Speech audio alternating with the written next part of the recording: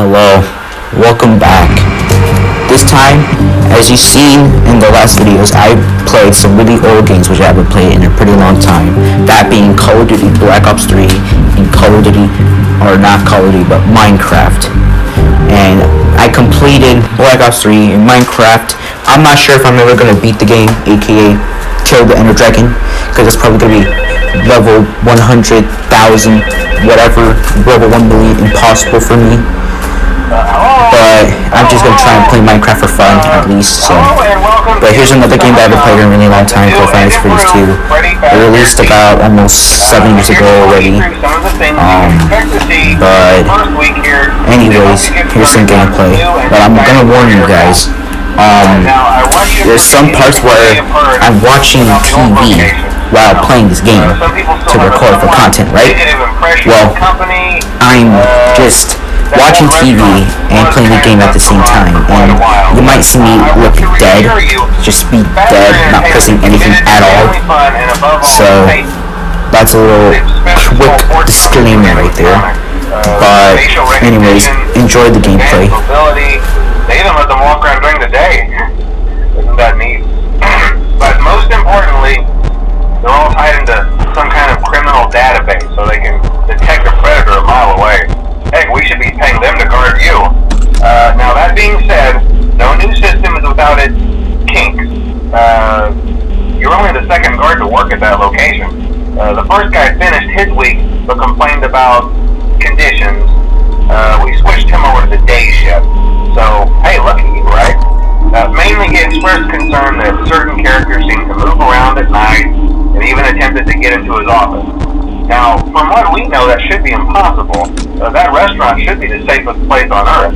So while our engineers don't really have an explanation for this, the working theory is that the robots were never given a proper night mode. So when it gets quiet, they think they're in the wrong room. So then they go try to find where the people are, and in this case, that's your office. So our temporary solution is this. There's a music box over by the prize counter, and it's rigged to be wound up remotely. So just every once in a while, switch over to the prize counter video feed and wind it up for a few seconds. It doesn't seem to affect all of the animatronics, but it does affect one of them. And as for the rest of them, we have an even easier solution. You see, there may be a minor glitch in the system, something about robots seeing you as an endoskeleton without its costume on and wanting to stuff you into the suit. So hey, we've given you an empty Freddy Fazbear head. Problem solved. You can put it on any time and leave it on for as long as you want. Eventually anything that wandered in will wander back out. Something else worth mentioning is kind of the quirky modern design of the building. You may have noticed there are no doors for you to close. But hey, you have lights, and even though your flashlight can run out of power, the building cannot. So don't worry about the place going dark. Well, I think that's it. You should be golden.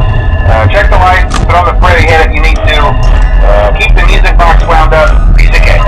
Have a good night, and I'll talk to you tomorrow.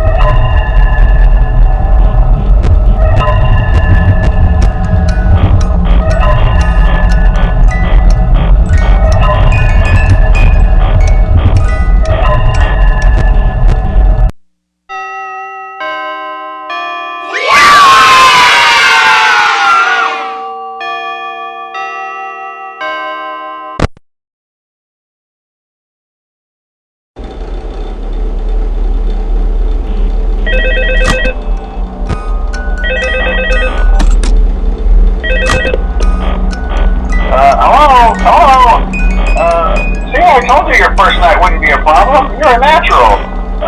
By now I'm sure you've noticed the older models sitting in the back room. Those are from the previous location, and we just use them for parts now. The idea at first was to repair them. They even started retrofitting them with some of the newer technology, but they were just so ugly, you know? And the smell. So the company decided to just go in a whole new direction and make them super kid-friendly. Those older ones shouldn't be able to walk around, but if they do, the whole Freddy head trick should work on them too, so whatever. I love those old characters.